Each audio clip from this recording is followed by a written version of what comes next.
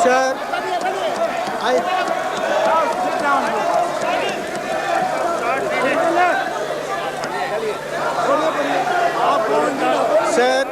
I rise to present the budget for 92-93. The fiscal year, now drawing to a close, has been a difficult one by any standards. It has been a year of crisis and of crisis management. It has also been a year of great economic challenges and bold new initiatives. Honorable members would recall that when the new government assumed office 8 months ago, we inherited an economy on the verge of collapse. Inflation was accelerating rapidly. The balance of payment was in serious trouble. The foreign exchange reserves were barely enough for 2 weeks of imports. Foreign commercial banks had stopped lending to India. Non-resident Indians were withdrawing their deposits. Shortages of foreign exchange had forced a massive import squeeze, which had halted the rapid industrial growth of earlier years, and it produced negative growth rates from May 1991 onward. This, sir, is the grim legacy we inherited. Our first and immediate challenge was to arrest this slide and restore India's credibility both domestically and in the eyes of the world. To achieve this objective, we had to take immediate measures to avert a default in international payments and also take steps to restore macroeconomic balance in the economy in the short run, with a view to controlling inflation and reducing the balance of payments deficit to a manageable level.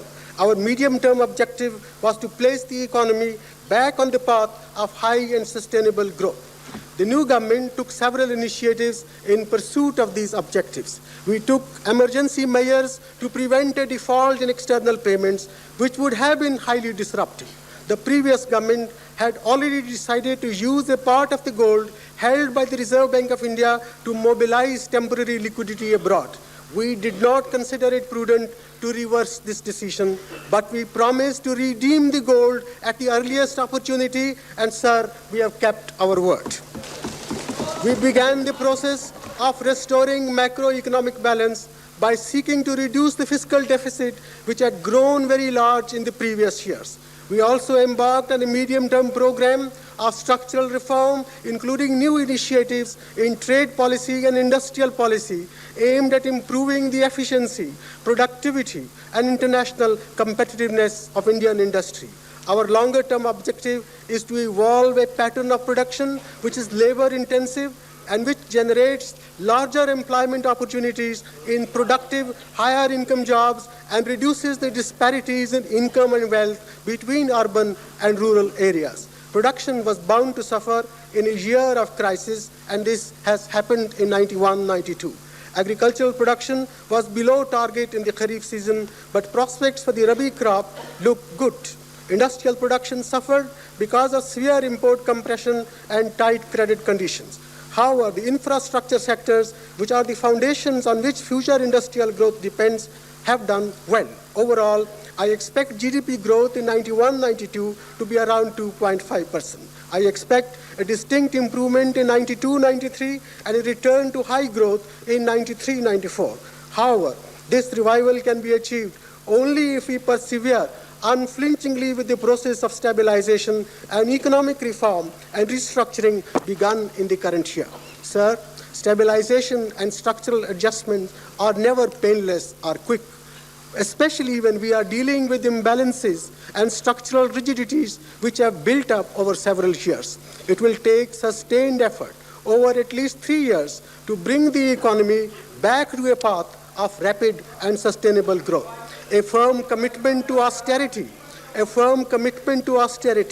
the pursuit of excellence, and the promotion of efficiency and productivity for the benefit of the common people has to be an integral part of this effort.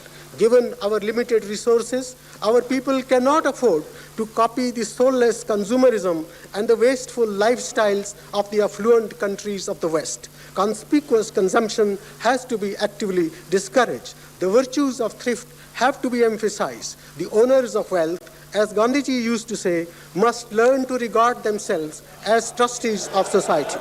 We cannot postpone structural reform and adjustment but we must ensure that the burden of adjustment on the poorer and weaker sections of our society is ameliorated to a maximum extent possible. We are traveling through difficult and uncharted terrain where no action is without attendant risks and success will not always be immediate. We need patience, perseverance, and national cohesion if we are to succeed.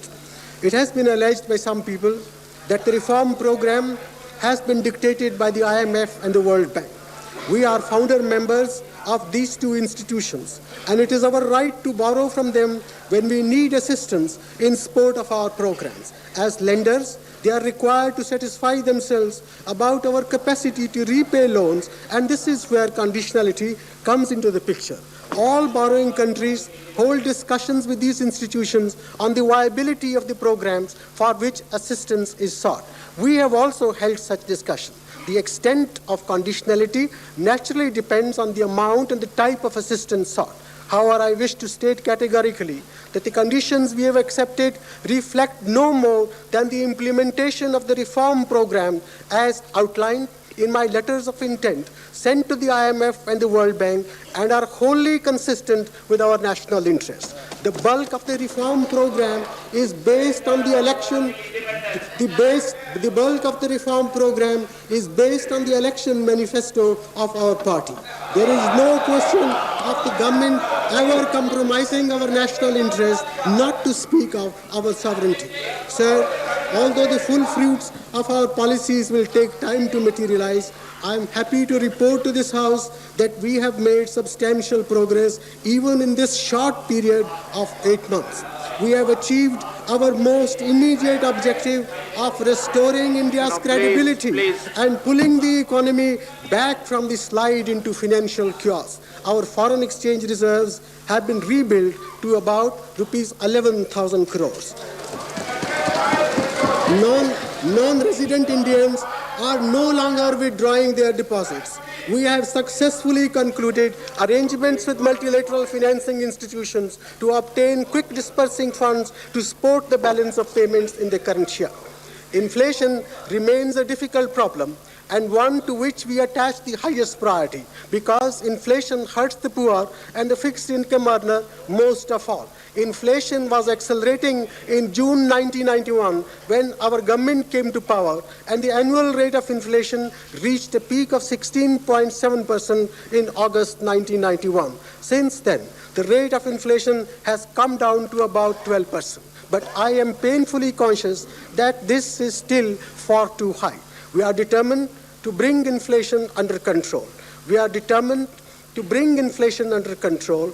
This is why the budget for 91-92 focused on the need for fiscal discipline. Sir, I am confident that as we persevere with fiscal discipline in 92-93, and this we must do if we want to bring prices under control, the rate of inflation will come down substantially in the coming fiscal years. Our ability to fight inflation has been considerably enhanced by the improvement in our foreign exchange reserves. This has enabled us to relax the restriction imposed last year on imports, thus ensuring near normal availability of essential imports in the month ahead. This will help production and ease inflationary pressure. The comfortable reserve position has also given the government greater flexibility to finance additional imports of essential items to deal with shortages and break inflationary expectations. The government will remain fully alert and vigilant on the prices front and will use the public distribution system to counter inflation and in particular to protect the poorer sections of the population from high prices and shortages. The Honorable Prime Minister announced on 1st January this year the launching of the revamped public distribution system in about 1,700 of the most backward blocks of our country. We are determined to ensure that food grains and other essential commodities reach the poor and the underprivileged in adequate quantities and at affordable prices. Next to inflation, our major problem in the short term is the management of the balance of payments. We have averted collapse and gained some flexibility, but a sustained improvement in our external payments requires much more. Our export earnings have suffered badly this year, mainly because of the disruption of trade with the former Soviet Union and also because of recessionary conditions in world market. As a result, we have not been able to finance our normal import requirements. There are some who argue that all we need to do to solve the balance of payments problem is to further compress our imports. I would like to point out that import compression has already been carried to the extreme, and any further compression can only be at the cost of both growth and employment. Imports of non-essential consumer goods should certainly continue to be discouraged. However, we must recognize that the only lasting solution to our balance of payment problem lies in today's world, not in compressing imports, but in a rapid expansion of exports. A growing economy needs a growing volume of imports of fuel and other industrial inputs, and also of capital goods embodying most modern technology. This is not to deny the importance of self-reliance, but self-reliance, sir, in today's world of integrated global markets cannot be achieved merely by reducing import dependence and insulating the economy from the world. Following that path will only lead to more import controls and more inefficiency and more corruption. It will perpetuate an environment in which Indian entrepreneurs will not have the flexibility they need to compete with other developing countries in world markets. The resulting inability to export will actually make us more rather than less dependent on the outside world. Sir, our vision of a self-reliant economy has to be of an economy which can meet all its import requirements through exports without undue dependence on artificial external props such as foreign aid. I suggest to this august House that this is precisely the vision of self-reliance as bequeathed to us by Jawaharlal Nehru and as elaborated in the third five-year plan and translated to the realities of today's world. While introducing the new trade policy last year, government had indicated that it would be our objective to move towards convertibility of the rupee on the current account. The achievement of convertibility is a sign of economic strength and a movement towards true self-reliance. We are, sir, now ready to take the next important step in this direction by introducing a new system of partial convertibility. The new system is designed to provide a powerful boost to our exports as well as to efficient import substitution. It will further reduce the scope for bureaucratic controls which contribute to both inefficiency and corruption. It will also greatly reduce the incentive for illegal transactions in foreign exchange. Under the new system, all foreign exchange remittances, whether earned through export of goods or services or other remittances, will be converted into rupees in the following manner. 40% of the foreign exchange remitted will be converted at the official exchange rate, while the remaining 60% will be converted at a market-determined rate. The foreign exchange surrendered at official exchange rates will be available to meet the foreign exchange requirements of essential imports such as petroleum and oil products, fertilizers, defense, and life-saving drugs. All other imports of raw materials, components, and also capital goods will be made freely importable on open general license, but the foreign exchange for these imports will have to be obtained from the market. There will be a specified negative list of raw materials, components, and capital goods which will continue to be importable only against licenses. There will be no change in the import policy for consumer goods, which will remain restricted as at present. Foreign exchange required for other payments on private account, including travel, debt service payments, dividends, royalties, and other remittances will also have to be obtained at the market rate. Sir, the new system will replace the system of EXIM scripts. There will be no need to issue EXIM scripts for each export transaction, as the new system will operate through the banks. Instead of a premium on EXIM script, exporters will have the benefit of the premium on 60% of their earnings in the foreign exchange market. What is more, the incentive for earning foreign exchange will now be available to remittances from our workers abroad. There is no reason why our workers who earn foreign exchange by the sweat of their hard labor abroad should be denied incentives presently given only to exporters of goods and professional services. I salute our workers from Kerala and other states working abroad. What I have announced today is a small token of our appreciation of their magnificent contribution to India's foreign exchange earnings. With these changes, we will have achieved a major simplification of trade policy, eliminating licensing and the associated bureaucratic delays and inefficiencies over a wide range of items. We will also have introduced a self-balancing system to manage a large part of the balance of payments. The total volume of imports will be automatically regulated by the available volume of foreign exchange. Scarcity of foreign exchange will be reflected in a premium which will accrue to exporters and to those making remittances, thus providing a built-in incentive to increase this flow. The details of the new exchange system are being notified today by the Reserve Bank of India. The changes in trade policy are being notified separately by the Commerce Ministry. One of the reasons why foreign exchange is diverted to illegal channels is the illegal import of gold. It is time we took a bold step to recognize the realities of the situation and legalize the import of gold. Government proposes to allow returning Indians and non-resident Indians to import 5 kgs of gold per passenger with a modest import duty, provided the gold as well as the import duty is financed from foreign exchange earned abroad. Sir, many honorable members of this House had suggested that the government should introduce a gold bond, which would help to mobilize the idle gold resources of ordinary citizens to supplement official reserves. I had indicated in Parliament that this should be considered only when the balance of payment situation improves and adequate confidence has been built in the capacity of the government to manage the economy. This has now been achieved. Our reserves are large and do not need supplementing, but I see no reason why patriotic citizens should be denied the opportunity to contribute their mite to the development of India's economy. I therefore propose to introduce a scheme under which citizens can obtain a gold bond in return for gold. The bond would be for a period of 5 to 7 years and would be liquidated by return of gold or equivalent value at the option of the holder. It would enjoy a small interest which will not attract income tax. The bonds will also be free of wealth tax and gift tax. As an added incentive, holders of such bonds will not be asked any question about the source of the gold holding. The Reserve Bank of India is preparing a detailed proposal along these lines.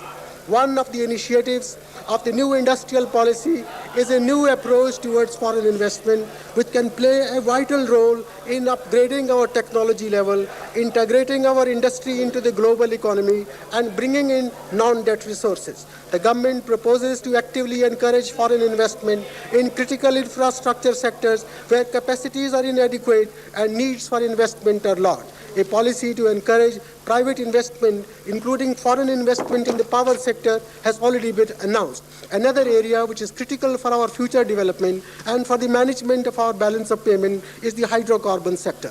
Government has already announced that joint ventures will be permitted in both exploration and development, including development of existing fields. The government will welcome proposals for private investment, including foreign investment in production, refining and marketing of oil and gas, with a view to maximizing the growth potential of this crucial area. Sir, concern is sometimes expressed that the policy of welcoming foreign investment will hurt Indian industry and may jeopardize our sovereignty. These fears are misplaced. We must not remain permanent captives of a fear of the East India Company, as if nothing has changed in the past 300 years. India as a nation is capable of dealing with foreign investors on its own terms. India as a nation is capable of dealing with foreign investors on its own terms. Indian industry has also come of age and is now ready to enter a phase where it can both compete with foreign investment and also cooperate with it.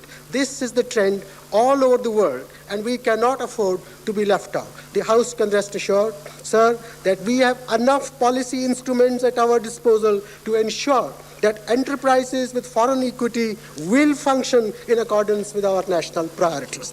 The new approach to industrial policy calls for a review of regulations such as the Foreign Exchange Regulation Act, which introduced a great deal of detailed administrative control over companies where the foreign equity exceeded 40% and also on non-resident Indians. The Reserve Bank of India has recently liberalized the procedure by granting general exemption from several of these controls applicable to Indian companies with foreign equity and to non-resident Indians returning to India.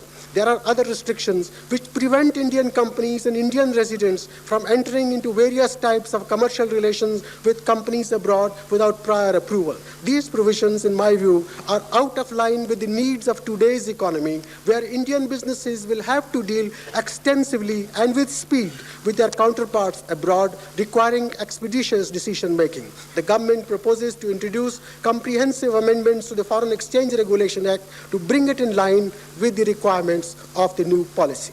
Sir, in my budget speech last year, I had referred to the importance of financial sector reform and had announced the establishment of a committee on the financial system.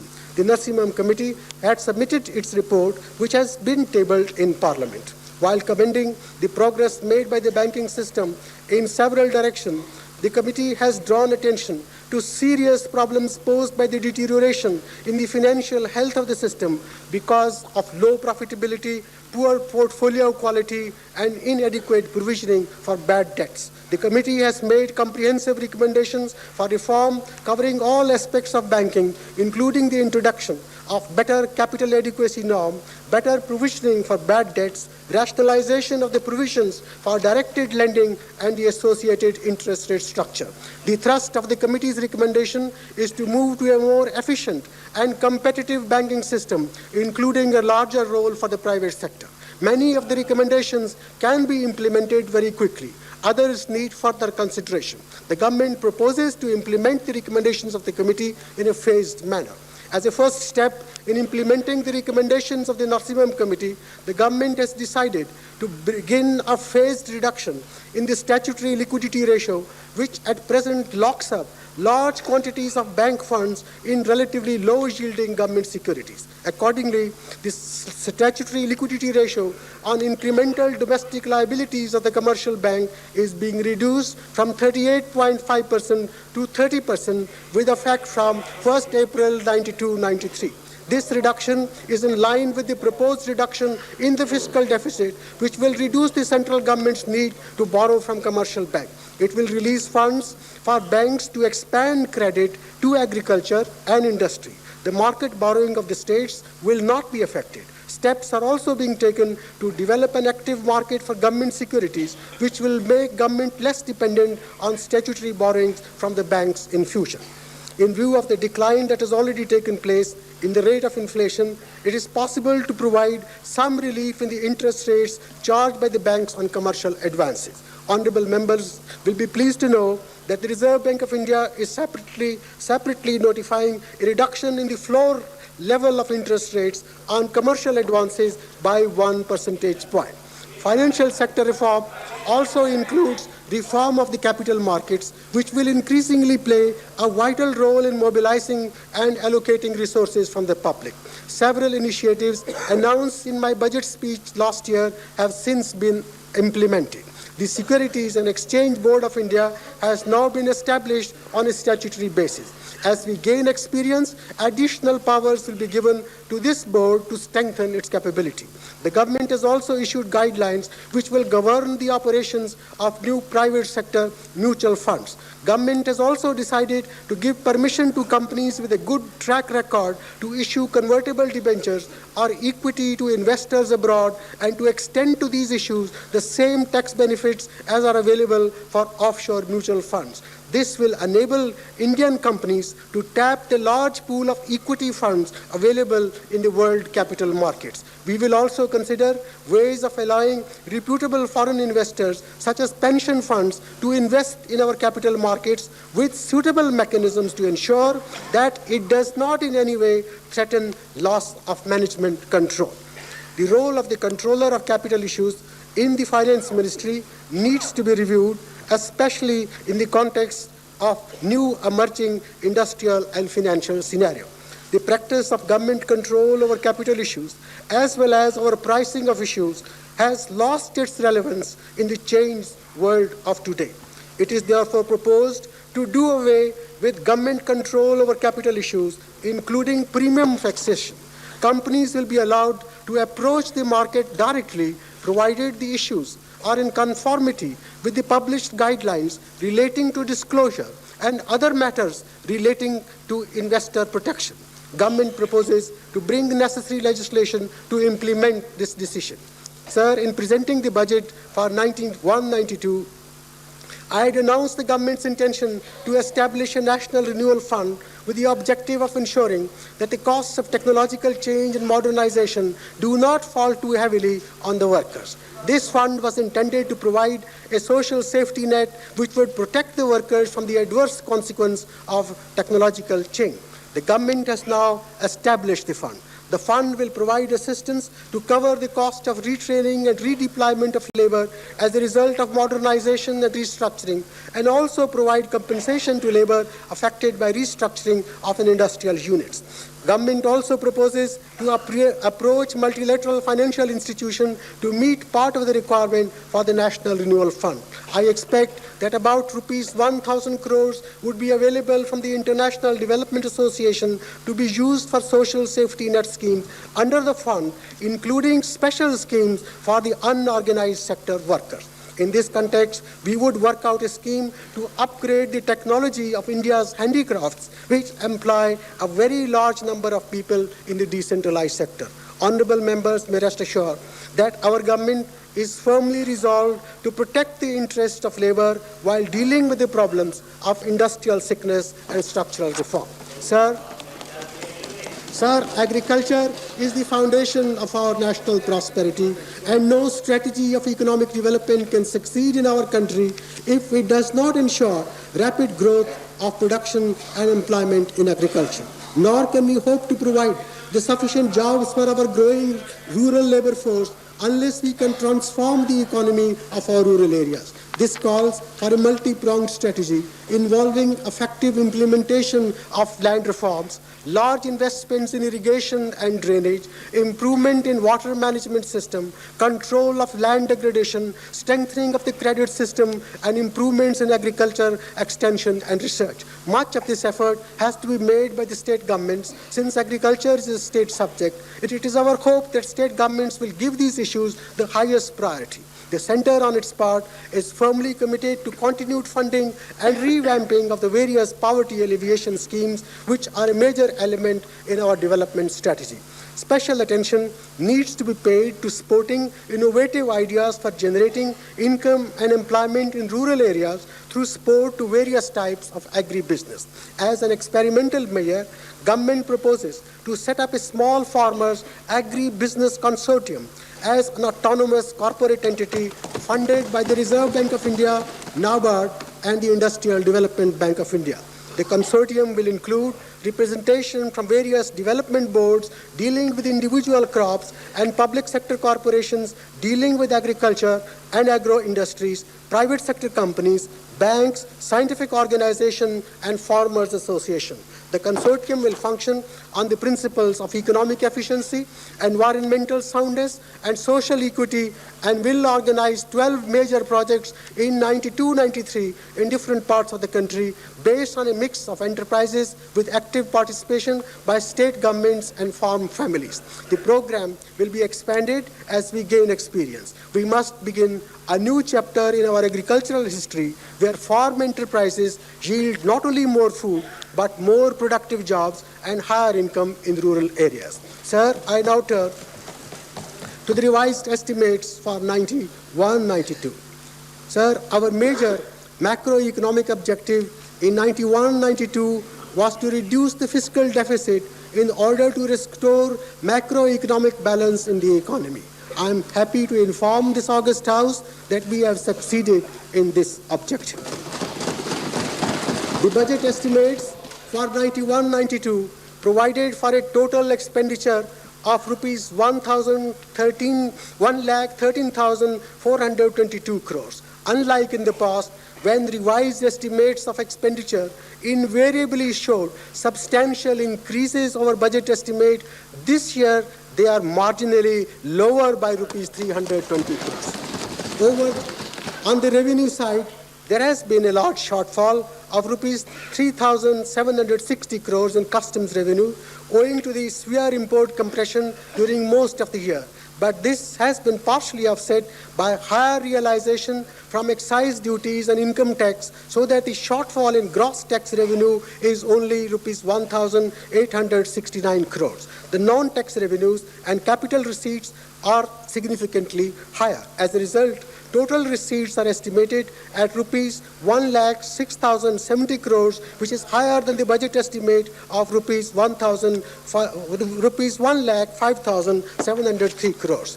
The budget deficit in the revised estimate for 91-92 is rupees 7,032 crores, which is lower than the budget estimate of rupees 7,719 crores, and much lower than in 91 and much lower than in 1991, when the budget deficit reached a staggering figure of rupees 11,347 crores. The fiscal deficit, which takes into account all borrowing, is rupees 37,792 crores in the revised estimate. This is almost identical to the figure of rupees 37,722 crores in my budget estimates, and is much lower than rupees 44,650 crores in 1991. With this, we have successfully reduced the fiscal deficit from about 8.4% of GDP in 1991 to around 6.5% in 91-92. The reduction in the deficit was made possible by enforcement of strict discipline on the expenditure side. Certain additional expenditure provisions became necessary after the budget was presented. The most notable of these was the additional requirement for fertilizer subsidy, consequent on the decision to restrict the price increase from 40% proposed initially to only 30%, and also the fact that the rupee cost of imported fertilizers was higher than assumed in the budget estimate. As a result, the provision for fertilizer subsidy has been increased from rupees 4,000 in the budget estimate to rupees 4,800 crores in the revised estimate. Even this amount does not fully cover the subsidy claims for 91-92, and some amount will spill over into the next year, as is normal commercial practice. A separate provision of rupees 405 crores has been included in the revised estimates for the scheme of supplying fertilizers to small farmers at the pre-revised prices. I have also had to increase the budget provision for food subsidy by rupees 250 crores on account of the delay in increasing issue prices. An extra amount of rupees 550 crores has also been provided for the export subsidy. This subsidy was abolished on 3rd July 1991, but the claims in the pipeline appear to be much more than was originally anticipated. These demands for additional expenditure, however, have been offset by savings located within the sanctioned budget of various ministries. The difficult resource position in 91-92 had its impact on planned expenditure. Overall resource constraint forced the government to restrict budget support for the central plan, and the revised estimates for this item are 7% less than budget estimates. Despite the marginal reduction, efforts were made to ensure that projects of high priority are not affected, and the reduction has been achieved mainly by regulating the release of funds to match the actual progress of schemes on the ground. However, central assistance for state and union territory plans was stepped up by rupees 651 crores, mainly on account of larger rupee requirements of externally aided projects. Sir, the House will be happy to note that even though the central government's own expenditure in the revised estimate is below the budget estimates, the total transfer to the states by way of share of taxes and central plan assistance is higher than the budget estimate by rupees 1,683 crores. This more than offsets the shortfall in small saving loans of rupees 1,365 crores. We have not allowed our fiscal difficulties to come in the way of meeting our obligation to the states in any way. Sir, I now turn to the budget estimates for 92-93. The 8th five-year plan commences from 1st April 1992 and aims at the objective of achieving near full employment in a period of 10 years. The investment requirements of every sector are large, and it is important that plan allocations should enable implementing agencies to make a good start, especially in the infrastructure sectors. However, we have had to work within the limits imposed by the continuing need to restore macroeconomic balance, which is essential if we are to contain inflation and manage our balance of payments. This calls for a further reduction in the fiscal deficit in 92-93. Larger planned expenditure can be accommodated with a smaller fiscal deficit if, apart from increasing tax and non-tax revenues, government's non-planned expenditure can be contained. I must admit that this has indeed been a daunting task. Sir, interest charges are the largest single item of non-planned expenditure and account for rupees 32,000 crores in the budget estimates for 92-93. This represents an increase of rupees 4,750 crores over the revised estimates for 91-92, which is larger than the increase in total non-planned expenditure of rupees 4,405 crores. This means that in 92-93, all other items of non-planned expenditure taken together will be actually lower than in the current year. Honorable members will appreciate that interest charges are a committed expenditure, reflecting the cumulative effect of past deficit. This item can be controlled only by reducing the reliance on borrowed funds, and I intend to do this by reducing the fiscal deficit for 92-93. However, the benefit of this action will be felt only by finance ministers presenting the budget in future. I venture to think that my successors as finance ministers will be able to sleep far more peacefully than has been my lot thus far. For the defense services, I am providing rupees 17,500 crores, an increase of 7% over the provision of rupees 16,350 crores in the current year. Combined with some economies and tight expenditure control, I am confident that this allocation will enable our armed forces to fulfill their responsibilities in ensuring the security and defense of our nation. Sir, in the election manifesto of our party, we had committed ourselves to finding an innovative solution to the long-standing demand of defense pensioners for one rank, one pension. An empowered committee under the chairmanship of my esteemed colleague, the Raksha Mantri, and comprising ex-servicemen and some distinguished members of parliament representing the major political parties, has looked into the issue, and its recommendations have been accepted by the government.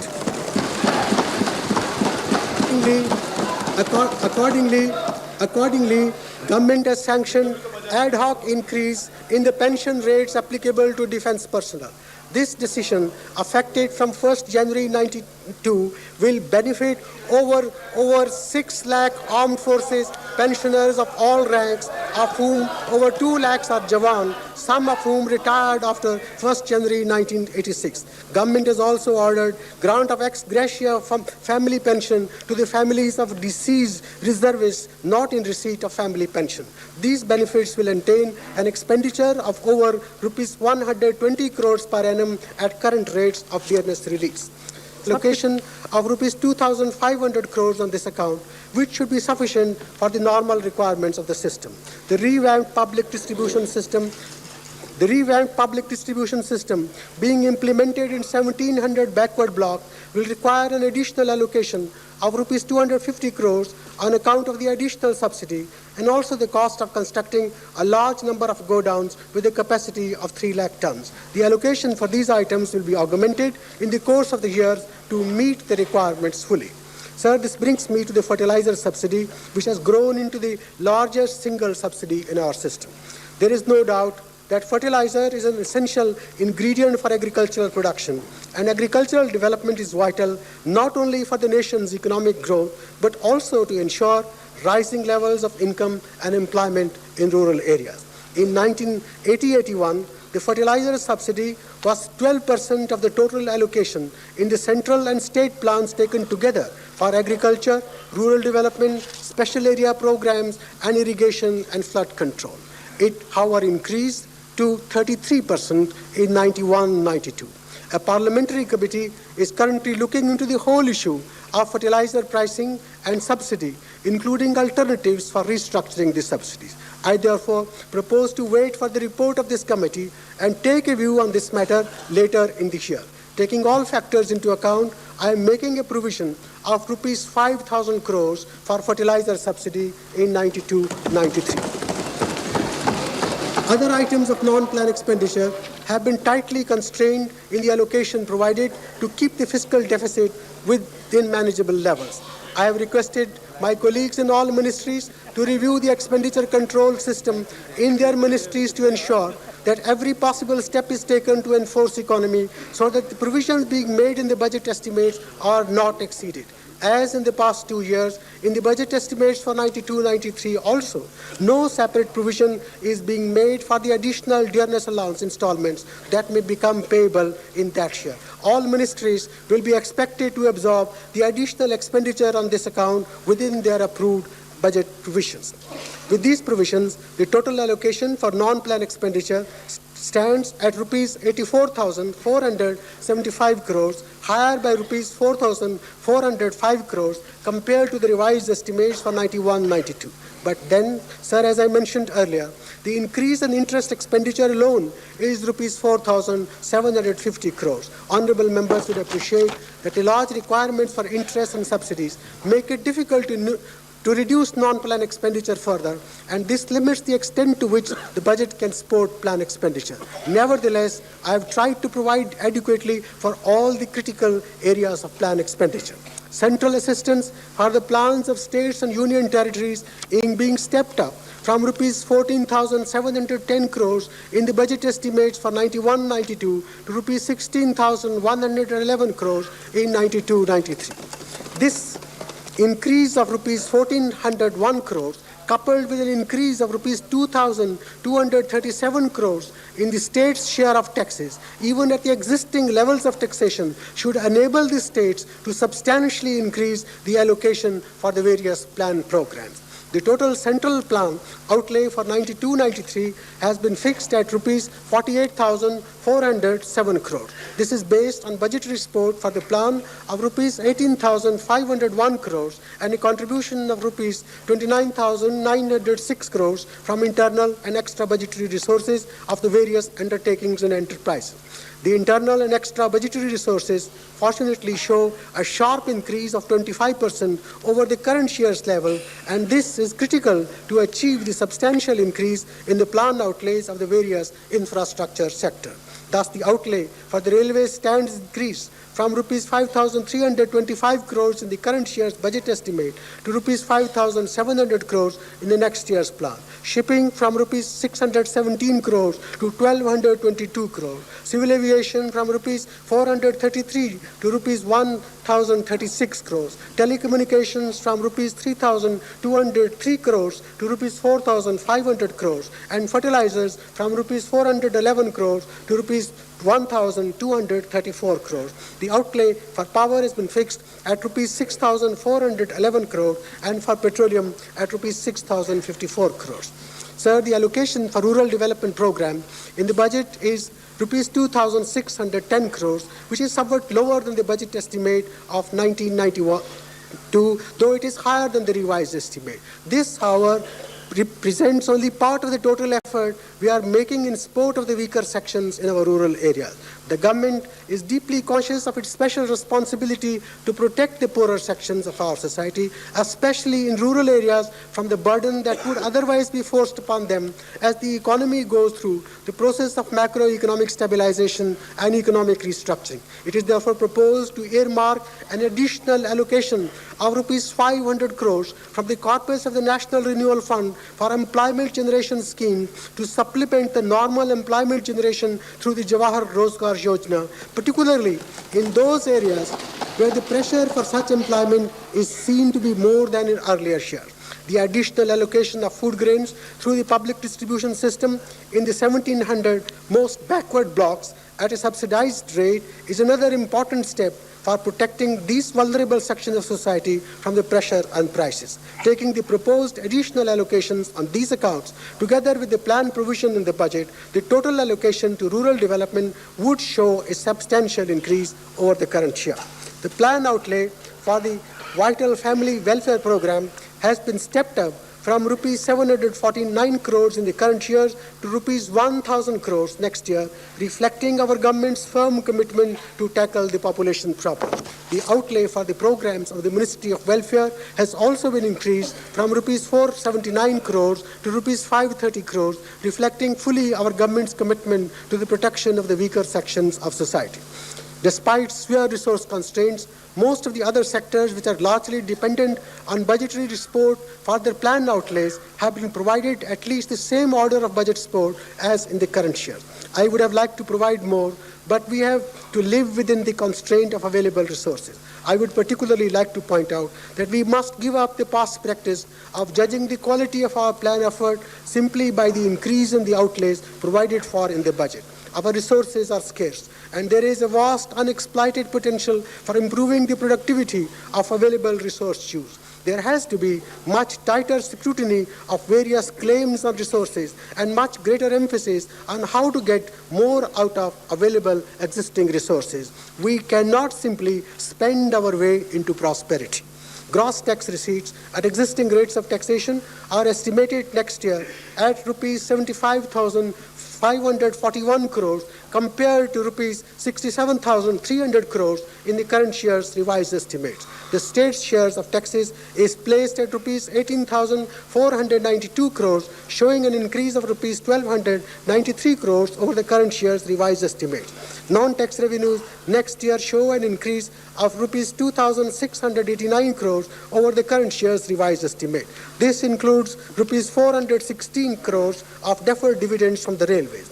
Next year's estimates assume an increase of rupees 423 crores from the dividends and profits of public sector enterprises. Unlike in the past, it is proposed to ensure that these enterprises transfer as dividends or surplus profits a reasonable part of their post-tax profit instead of determining the dividend payable merely on the basis of capital investment. The Reserve Bank of India will also be transferring a larger share of its profits. Sir, under capital receipts, I have taken credit for market borrowings of rupees 5,000 crores. This is significantly lower than the amount of rupees 7,500 crores in the budget estimates for the current year, and this reflects our objective of progressively reducing the fiscal deficit and consequently the recourse to borrowed funds. External assistance, including grants but net of repayments, is estimated at rupees 5,374 crores. The disinvestment in public sector equity undertaken in the current year has been successfully completed. There is scope for continuing this process in 92-93 with a view to raising non-inflationary resources for development. I am accordingly taking credit for a receipt of rupees 2,500 crores from further disinvestment of equity holding in public sector enterprises. In addition to this amount, government will consider a further sale of equity of rupees 1,000 crores to provide resources to the National Renewal Fund in 92-93, which can be used for various schemes of assistance to workers in the unorganized sector, including women workers who may be adversely affected by the process of economic restructuring. These resources will also be used to fund the special employment-creating schemes in the backward areas, which I have mentioned earlier. Sir, thus, at existing rates of taxation, total receipts are placed at rupees 1,14,215 crores and total expenditure at rupees 1,19,087 crores. This leaves a gap of rupees 4,872 crores. I now turn to what to do about this gap.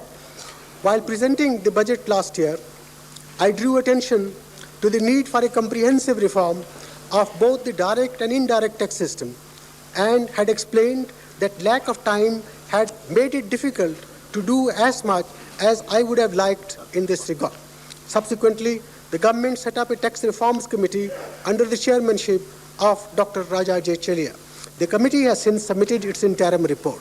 The report distills the wisdom of some of our most distinguished experts on the complex subject of reform of both direct and indirect taxes, and I have drawn heavily upon it in framing my budget proposal. The summary of recommendations contained in the report has been already placed today on the table of Parliament to enable fuller appreciation of the analysis of the committee and the rationale for its recommendation. As I mentioned earlier, the full report is also being made available in the Library of Parliament. There is, sir, a consensus among fiscal experts based on experience gained all over the world that a moderately progressive tax structure combined with strong enforcement is the best way of encouraging honesty and voluntary tax compliance. The Chalia Committee has endorsed this view and has recommended that our direct tax system would be more effective if the income tax regime had lower rates of taxation with a narrower spread between the entry rate and the maximum marginal rate and a minimum of tax incentives. I agree with this assessment, and I therefore propose to restructure the personal income tax in the following manner. I propose to enhance the exemption limit for income tax payment from rupees 22,000 at present to rupees 28,000.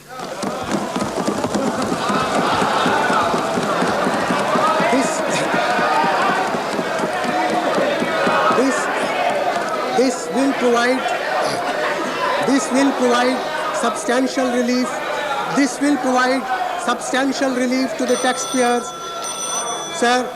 This will provide substantial relief to the taxpayers in the lower income group, and I am sure it will be welcomed by the honourable members, many of whom had urged such an adjustment even last year. I hope this will convince them that I am an attentive and sensitive listener to what goes on in this august house. I further propose that there will only be 3 rate slabs, with the entry rate of 20% applicable up to rupees 50,000, a middle slab of 30% up to rupees 1 lakh, and a maximum rate of 40% above rupees 1 lakh.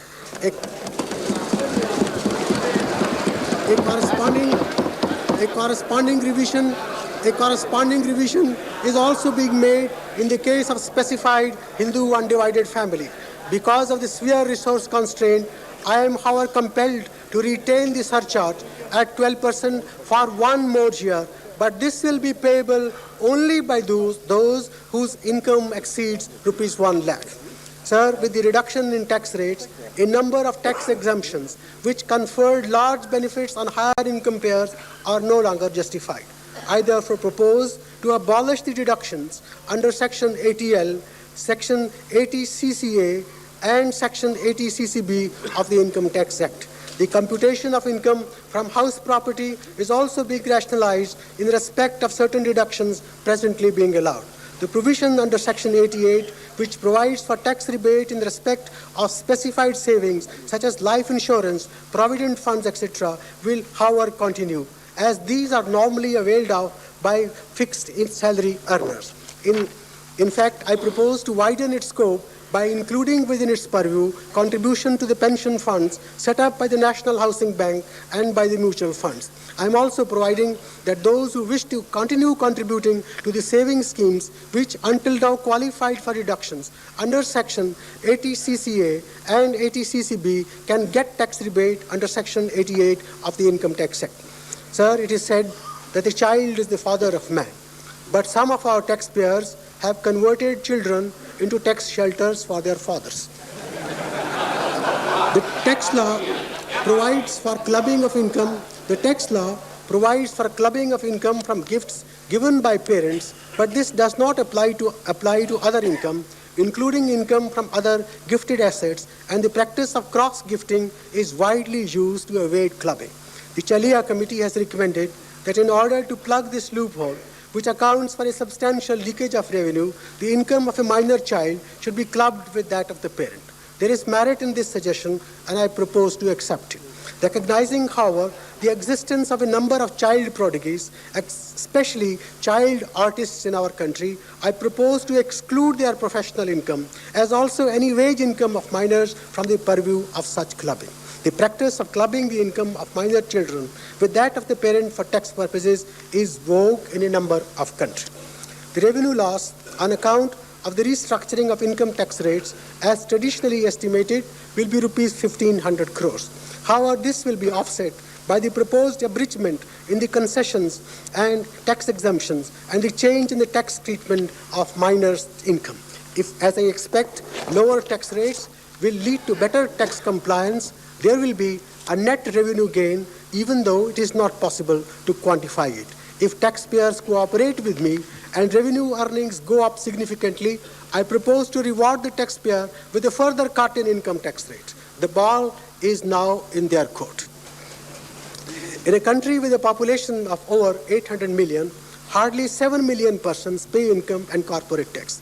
It is therefore necessary to attract new taxpayers into the tax net. With this end in view, I propose to introduce a presumptive tax system in respect of shopkeepers and other retail traders with an annual turnover below rupees 5 lakhs, in order to enable them to avoid the difficulty of maintaining detailed account book, filing a complicated tax return, and going through the normal assessment procedure. A simplified scheme has been worked out, under which the taxpayer will give only brief particulars of his turnover and pay just rupees 1,400 as tax for that year. This should enable many potential taxpayers in these categories to overcome their psychological hesitation of getting into the tax system. The scheme is being introduced on a purely optional basis and is intended only for those who may have taxable income and wish to avail of this simplified procedure. With the increase in the exemption limit to rupees 28,000, those with a turnover of less than rupees 2.5 to rupees 3 lakhs may well find that they do not have to pay this presumptive tax. Sir, the present tax treatment of long-term capital gains has been criticized on the ground that the deduction allowed in computable taxable gain is not related to the period of time for which the asset has been held. It does not take into account the inflation that may have occurred over time. The Chalia Committee has suggested a system of indexation to take care of the problem, and I propose to accept its recommendation. Taxable capital gains will be computed by allowing the cost of the asset to be adjusted for general inflation before deducting from the sale proceeds. The adjustment factor for each year will be notified by the central government. The long-term capital gains thus computed will be taxed at 20% in the case of individuals and Hindu undivided families, 40% in the case of companies, firms, associations of persons and bodies of individuals, and 30% in the case of others. The new system will favor those whose capital gains accrue over a longer period, while those making capital gains over a shorter period will pay a higher tax. This is as it should be. The cutoff date for valuation is also being shifted from 1st April 1974 to 1st April 1981. With these changes, I propose to withdraw the standard deduction in computing taxable capital gains and also the exemptions under Section 54E for capital gains invested in specified assets and Section 53 in respect of capital gains arising from sale of residential house. While I am simplifying the income tax structure, I should extend some concessions directly to certain categories of taxpayers who deserve sympathetic consideration from the government. Sir, many individuals have to maintain handicapped dependents, which often imposes a heavy burden upon them, and this is a burden which society should seek to lighten as much as we can. I therefore propose to increase the deduction available to such persons from rupees 6,000 at present to rupees 12,000 per year. Further, the scope of this tax concession is being made available to all taxpayers irrespective of their income. Sir, women who take up employment deserve special consideration and encouragement. I therefore propose to increase the standard deduction from rupees 12,000 to rupees 15,000 in the case of working women having total income up to rupees 75,000. I hope, sir, this will convince honorable lady members of this House about, sir, I hope this will convince honorable lady members of this House about my commitment to the cause of social and economic uplift of Indian women.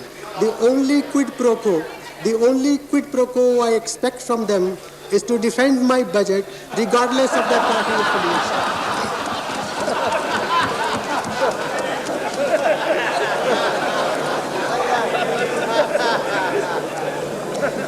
Sir, I recognize my wife may be somewhat suspicious of the soft corner I have for working women, but I expect my daughters to fully support this noble act of their father.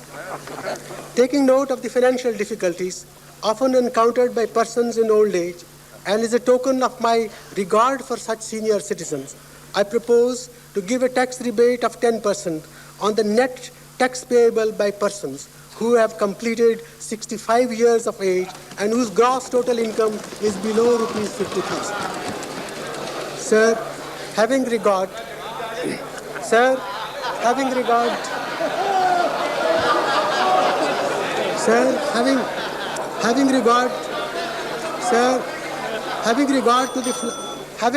to the fluctuating nature of income earned by authors, playwrights, artists, musicians, actors and sportsmen, and in recognition of their contribution to the enrichment of the cultural life of our nation, the tax rebate for them in respect of specified savings under Section 88 of the Income Tax Act will be increased from 20% at present to 25%.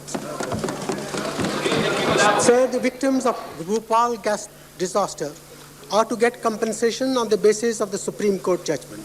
Having regard to the vast human dimensions of this tragedy, I propose to exempt in all cases the compensation received by such recipients from income tax liability. I have received several representations for widening the scope of exempting medical expenses for both salaried and self-employed persons. I propose to substantially liberalize the provisions relating to hospitalization and medical insurance. Tax benefits to salaried persons will no longer be limited to treatment in a few government-recognized hospitals only. Similarly, for self-employed persons, the deduction available for medical insurance is being enhanced from rupees 3,000 to rupees 6,000. Sir, I must, however, own up to a personal interest in this concession, since I may also have to join the ranks of self-employed persons if the opposition has its way. Exemption from income tax is now available to the employees of the public sector on payments made under the voluntary retirement scheme. Sir, exemption from income tax is currently available to the employees of the public sector on payments made under the voluntary retirement scheme. I propose to extend the benefit of this exemption, subject to certain guidelines, to the employees in the private sector as well. There has been a long-standing criticism that by subjecting the income of both partnership firms as well as the partners to taxation, we are engaging in double taxation. The Chalia Committee has also stressed that double taxation in this regard should be avoided. I agree that we should avoid double taxation, and I propose as a measure of relief to treat the firm as a separate tax entity and do away with the taxation of the same income in the hands of partners. I propose to allow deduction towards interest and salary payments made to partners from the income of the firm and then tax the balance income in the hands of the firm at a flat rate of 40%. The proportion of deduction allowed decreases with the income level of the firm and is so designed that the total tax incidence on small firms and professional firms will be reduced. The partners will not be taxed on their share in the income of the firm, though they will be liable to pay tax on salary and interest income. This method will result in enormous simplification from the point of view of taxpayers as well as tax administration, as the proposed scheme will do away with the complexities associated with the procedure relating to registration of firms, rectification of partners' assessments when firms' assessments are revised, etc. Sir, last year, I introduced provisions relating to tax deduction at source in respect of interest on term deposit with banks and commission payments. There has, however, been considerable criticism from taxpayers about the implementation of these provisions. I have also received representations from a number of Members of Parliament seeking withdrawal of these provisions. The system of tax deduction at source is a useful tool and one of the well-recognized methods of enforcing tax compliance in many countries. However, a harassed finance minister has to be sensitive to the opinion of honorable members, even though they differ from his own convictions. Therefore, I propose to withdraw these two provisions.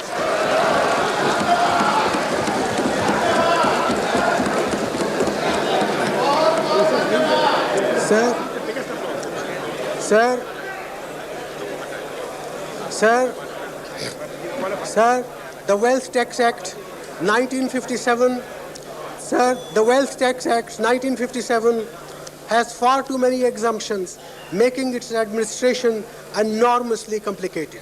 The valuation of certain assets, such as shares, also presents problems, since very high market values reflecting speculative activity can lead to a heavy burden on shareholders who are long-term investors. There is also no distinction at present between productive and non-productive assets. The Chalia Committee has suggested that in order to encourage the taxpayers to invest in productive assets such as shares, securities, bonds, bank deposits, etc., and also to promote investment through mutual funds, these financial assets should be exempted from wealth tax. Wealth tax should be levied on individuals, Hindu undivided families, and all companies only in respect of non-productive assets such as residential houses, including farmhouses and urban land, jewelry, bullion, motor cars, planes, boats and yachts which are not used for commercial purposes. The committee has further suggested that such tax should be at the rate of 1% with a basic exemption of rupees 15 lakhs. I propose to accept this recommendation, and I hope this change will encourage investment in productive assets and discourage investment in ostentatious non-productive wealth. Sir, earlier in my speech, I have referred to the importance which the government attaches to the capital market and the special role of mutual funds, including private sector mutual funds. In order to treat all mutual funds alike in tax matters, I propose to exempt from income tax mutual funds in both the public sector and private sector recognized by the Securities and Exchange Board of India. I had also referred to the scheme permitting Indian companies to issue convertible bonds and equity to investors abroad. I propose to tax the income and capital gains from these issues at a concessional rate of 10%, as is applicable to offshore mutual funds. It is hoped that these measures will give a new thrust to the capital market in our country. Sir, last year, I had extended expenditure tax to cover air-conditioned restaurants in order to mop up additional resources. I have received several representations that this provision falls heavily on innumerable restaurants and small establishments which are patronized mainly by the middle classes.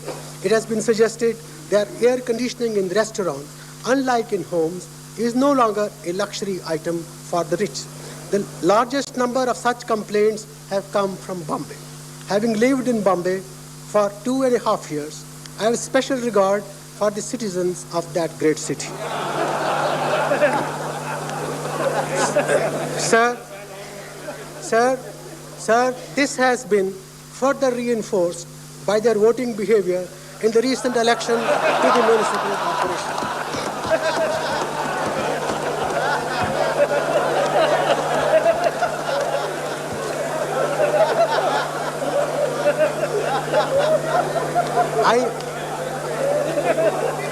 I therefore feel I have a special obligation to respond. Sir, I therefore feel a special obligation to respond.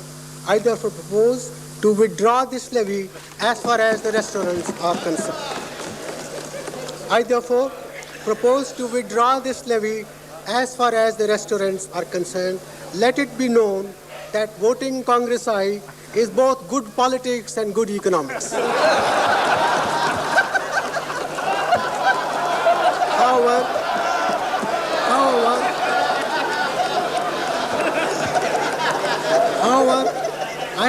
certain changes in the scope of expenditure tax relating to hotel receipts. I propose to enhance the qualifying limit for liability relating to room charges of the hotel from the present rupees 400 per day to rupees 1200 per day. In view of the exchange rate adjustments undertaken recently, there is no longer any need for exempting expenditure made in foreign exchange from the payment of tax. I am accordingly withdrawing this exemption. With a view to providing support to the cooperative sectors, I propose to exempt all cooperative societies, including urban cooperative banks, engaged in the business of banking from the purview of Interest Tax Act. I recognize the need for a reform of the corporate tax system. This is also an area where rates of taxation need to be lowered, and I would like to give advance notice of my intention to begin lowering them as soon as possible. I hope the opposition will not use this statement to bring a breach of privilege motion against me for having leaked the budget secrets when I present the budget for 93-94.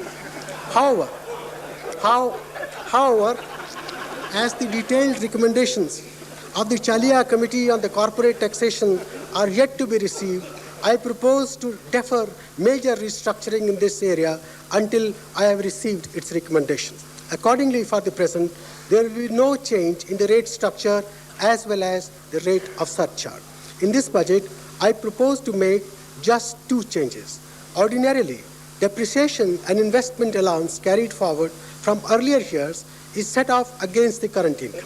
In line with the rationalization of depreciation allowance brought about last year, I propose that in respect of assessment year 92-93, the quantum of setup for carried forward depreciation and investment allowance in the case of companies where such amount exceeds rupees 1 lakh shall be limited to 2/3 of such amount, and the remaining 1/3 will be allowed to be adjusted in the assessment year 93-94. Further, having regard to the widespread criticism that the Income Tax Act has artificial ceilings in regard to certain business expenses, I am liberalizing some of the items on the basis of the recommendations of the Chalia Committee. Sir, having regard to the complexities of our tax laws, I have received representation that the government should give advance rulings whenever a taxpayer has doubts about the tax liabilities in respect of intended transaction. This practice obtains in a number of countries. There are certain practical difficulties in implementing such a suggestion. However, in the interest of avoiding needless litigation and promoting better taxpayer relations, a scheme for giving advance rulings in respect of transactions involving non-residents is being worked out and will be put into operation soon. The scope of this can be extended subsequently on the basis of experience gained. The government is also planning to set up the National Court of Direct Taxes in order to ensure that litigation in direct tax matter is settled expeditiously. Along with this, the government would also like to bring forward as soon as possible a bill on direct taxes code, integrated therein all the 3 direct taxes so as to make the law easily understandable and tax administration simpler. Sir, I do not propose to take up the time of the House with other minor changes in the direct tax law. My proposal on direct taxes are estimated to yield a net revenue gain of rupees 795 crores. Of this amount, rupees 435 crores will accrue to the states. I now turn to the proposals relating to indirect taxes. Sir, a long-standing complaint of our industry and of experts in trade policy is that our custom tariff rates are too high and increasingly out of line with the trends in our competitor countries, all of whom have reduced tariffs to very moderate level. My colleague, the Honorable Commerce Minister, has repeatedly told me that we cannot expect to compete with these countries in the world markets if we persist with high tariff rates which have the effect of creating a high-cost industrial structure. This is in line with the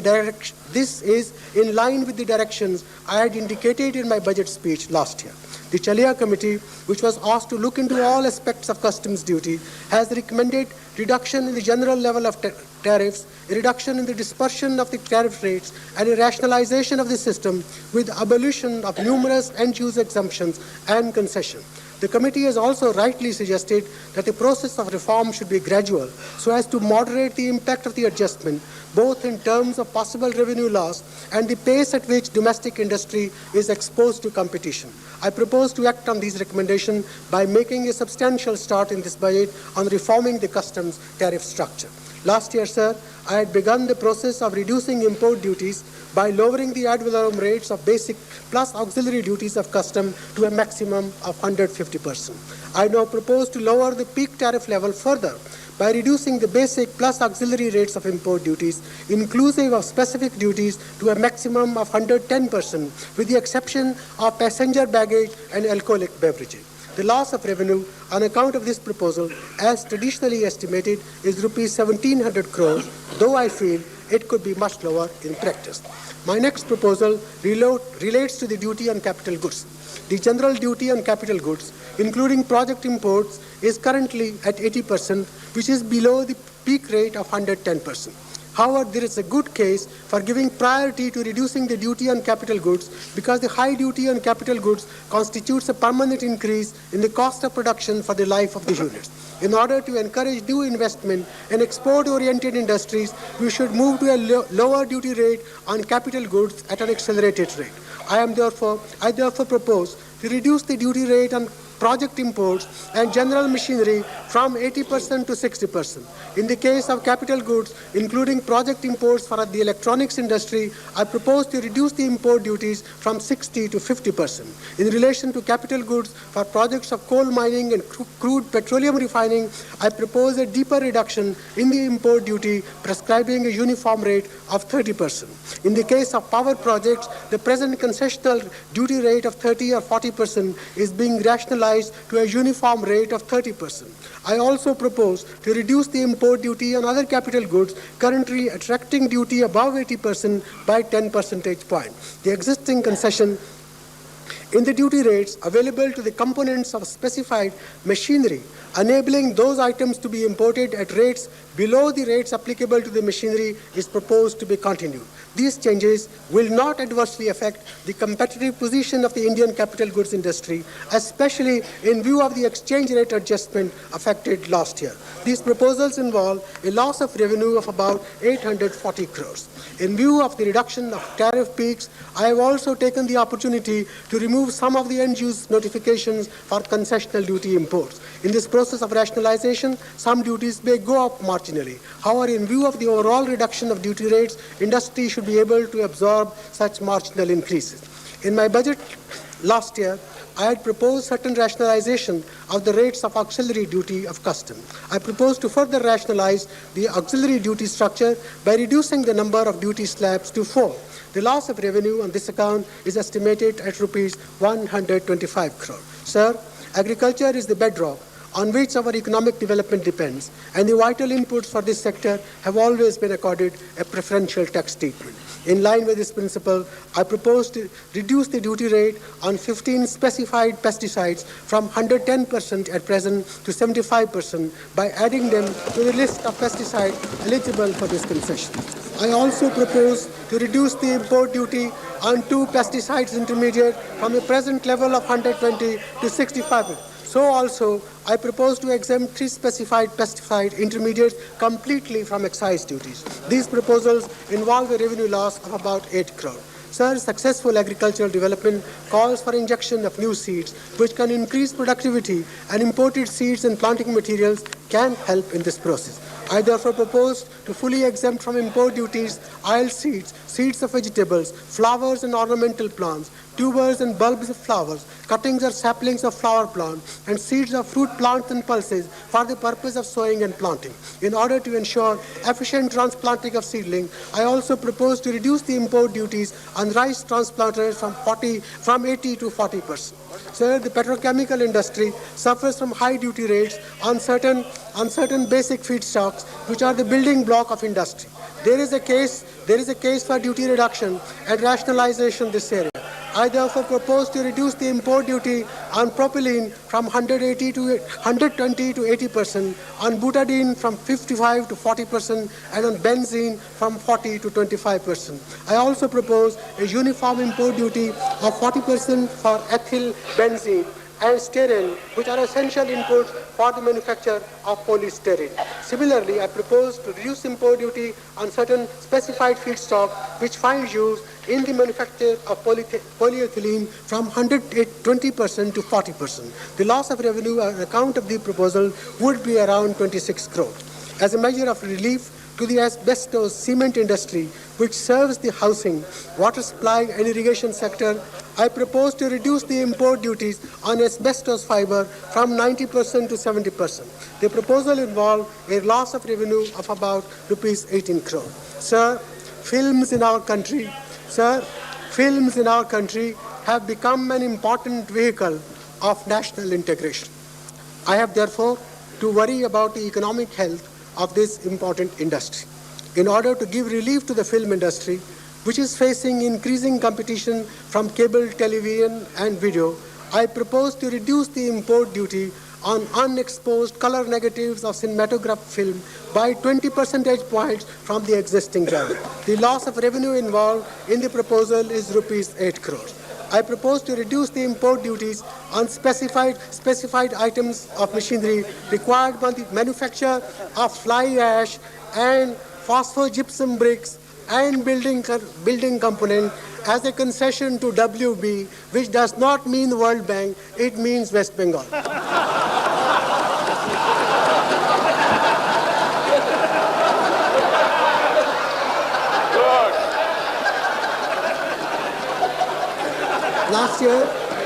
Last year, as a relief to the newspaper industry, I had exempted standard newsprint fully from payment of custom duties. Last year, sir, I had exempted standard newsprint fully from custom duty. Being under such strong attack from the opposition, I feel my support base in the press could do with some strength. I therefore propose to fully exempt glazed newsprint, which is presently attracting import duties of rupees 550 per metric ton from payment of duty. The proposal involves a revenue loss of about rupees 3 crores. Sir, I have already mentioned that import of gold by Indians, including persons of Indian origin, as part of their baggage will now be allowed. Every such passengers will be allowed to bring up to 5 kilograms of gold, and the import duty on such gold will be rupees 450 per 10 grams, which works out to about 15% in ad valorem term. This duty will be payable in convertible foreign exchange. I am confident that this step will be welcomed by all, except those engaged in the hitherto profitable business of smuggling gold into our country. Sir, the restructuring of custom duty being attempted in this budget is the beginning of a process in which our customs duties are gradually reduced over a 3 to 4 year period to levels comparable with those in other developing countries. I would like to reassure honorable members that they need have no fear that the process of reducing duties will lead to the deindustrialization of India. On the contrary, the reduction is necessary to give the Indian industry an environment in which it can increase its competitiveness through absorption of technology and greater integration with the world economy. This is essential if we are to achieve true self-reliance. We shall take effective promotional measures to build up the competitive strength of Indian industry. The proposed restructuring of customs duty, together with the other changes in customs duties, results in a net loss of 2,023.35 crore. The loss is estimated in the conventional way, and it is possible that it may be overestimated if we allow for a substantial improvement in the balance of payments, permitting a larger volume of imports and therefore a higher level of customs revenue. In the field of excise duties, I have been guided by the objective of rationalizing the excise duty structure, providing reliefs where necessary, and of course raising additional resources to offset the revenue loss from restructuring of customs duty. While presenting the budget for 91-92, I refer to my intention to rationalize and simplify the procedures, rules and regulations pertaining to indirect taxes so that the delays in the system are eliminated and the interface between the tax collector and the taxpayer is reduced to the minimum. I therefore propose to make an advance in this direction by abolishing licensing controls on production and manufacture under the Central Excise and Salt Tax Act 1944. The assessees would simply be required to register themselves with the Central Excise authorities. At present, assessees are required to get their Central Excise license renewed every 5 years. Registration now will be valid as long as the assessee continues in the manufacturing activity. I am proposing suitable amendments in the law to this amendment. Sir, honorable members would be aware that a settlement commission was established in 1976 under the Income Tax Act 1961. I propose to set up a settlement commission on similar lines for dealing with customs and central excise disputes between the department and the assessee. I trust this will help in speedy settlement of tax dispute. Honorable members, sir, may also recall that a law was enacted in 1986 for the establishment of an appellate tribunal for the adjudication of disputes relating to the determination of rates of duties of customs and central excise and to the valuation in pursuance of Article 323b of the Constitution.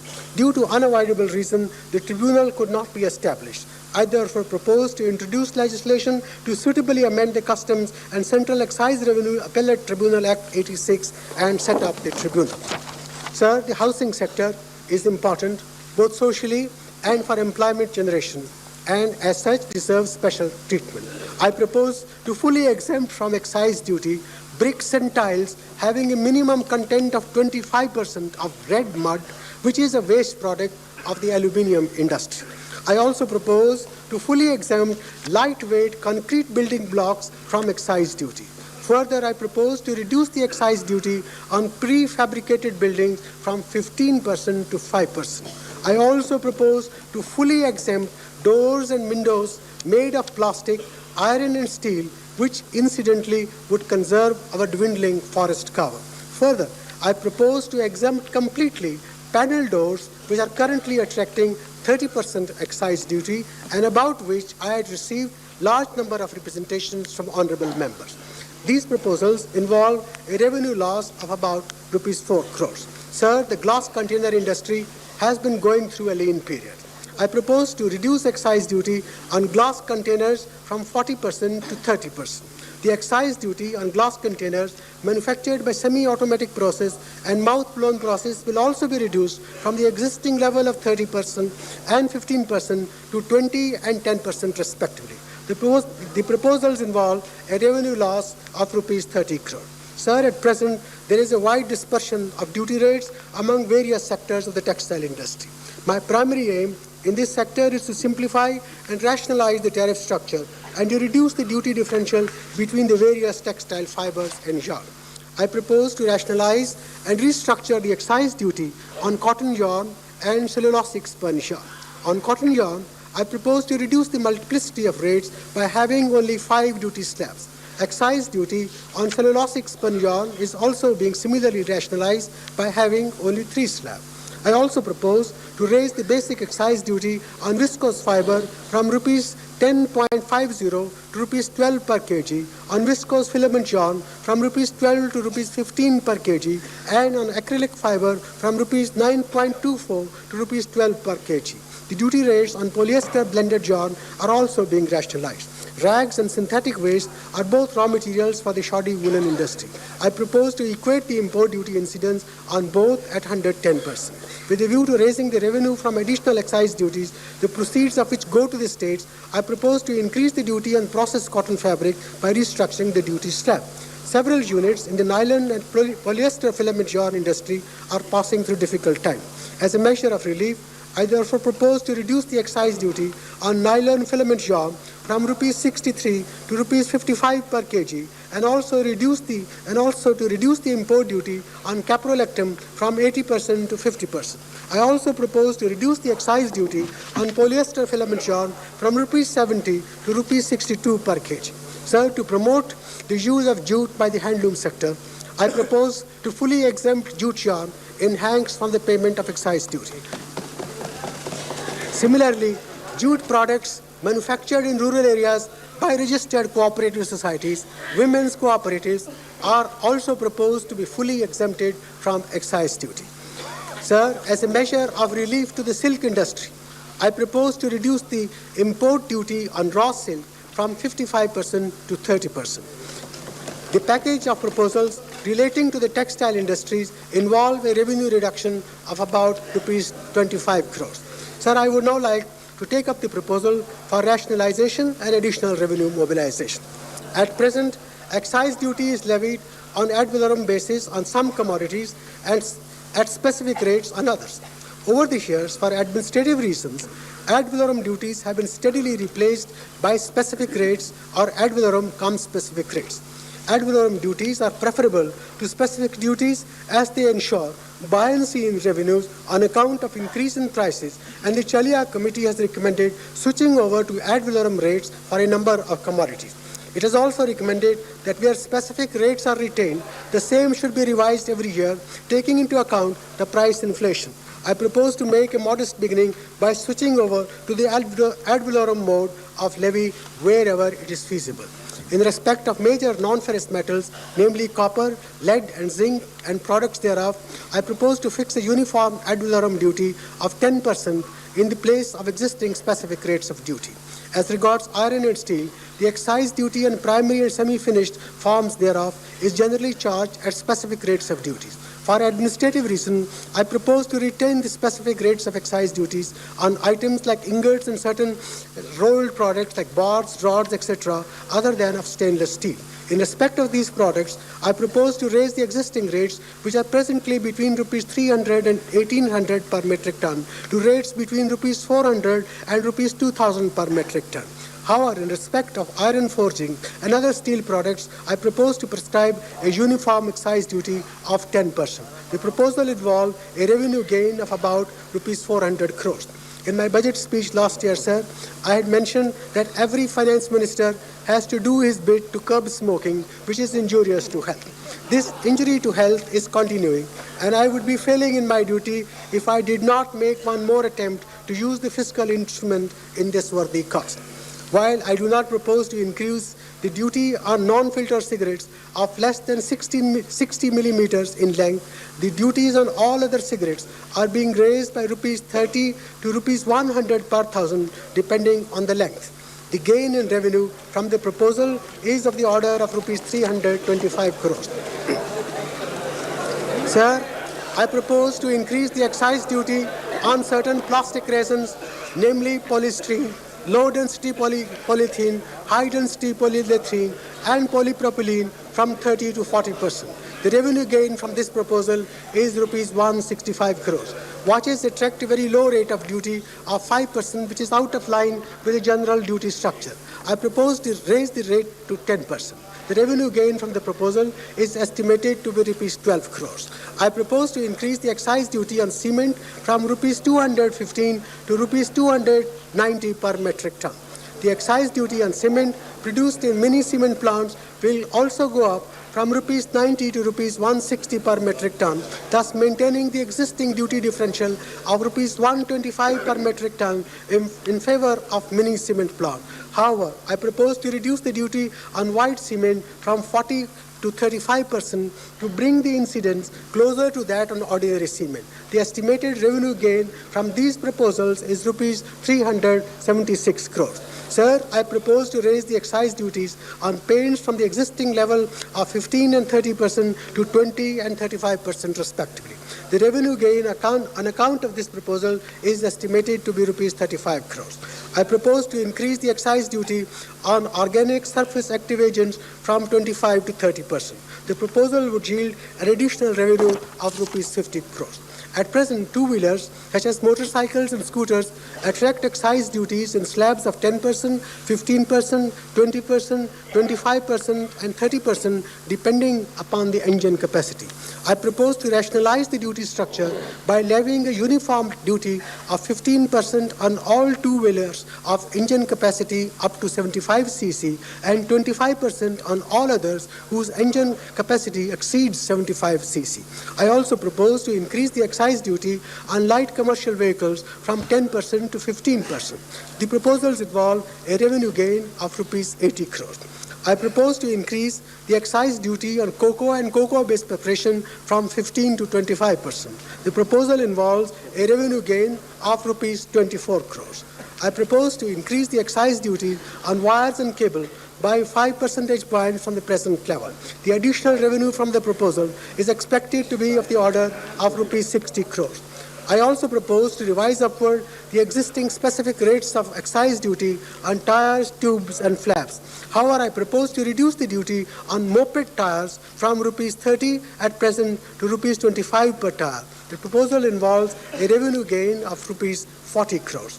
Special excise duty is being levied at present at the rate of 10% of basic excise duty. Certain essential items such as tea, coffee, sugar, matches, kerosene, and vanaspati are fully exempted.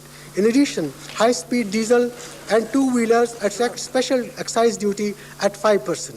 I now propose to raise the special excise duty on products which are presently attracting a 10% rate of duty to 15%. However, this increase will not be applicable to petroleum products. I also propose to exempt from this increase certain consumers' durables like motor cars and consumer electronics such as television sets, as these industries are currently passing through a difficult phase. This proposal involves a revenue gain of rupees 1,025 crores. I may say the exemption for the motor car sector is at the request of the Chief Minister of West Bengal. The changes in trade policy introduced last year. The changes in trade policy introduced last year have eliminated the differential incentive for export at higher stages of manufacture. While a uniform pattern of incentive is generally to be preferred, there is a case for introducing some disincentive for export of certain primary products where the same product can be easily exported in value-added form. I therefore propose to impose an export duty of 10% on exports of certain types of finished leather and on unpolished granite in order to encourage exporters to shift to leather products and polished granites. I am also imposing an export duty of 5% on iron ore. The proposals are expected to yield an additional revenue of rupees 142 crores. Sir, I have also proposed certain amendments in the finance bill seeking to effect changes in the excise and customs tariff. These amendments are generally enabling provisions and have no revenue implication.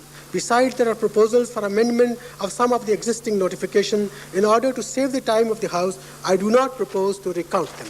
The proposals with regard to changes in excise duties outlined above are likely to yield additional revenue of rupees 2,515.70 crore.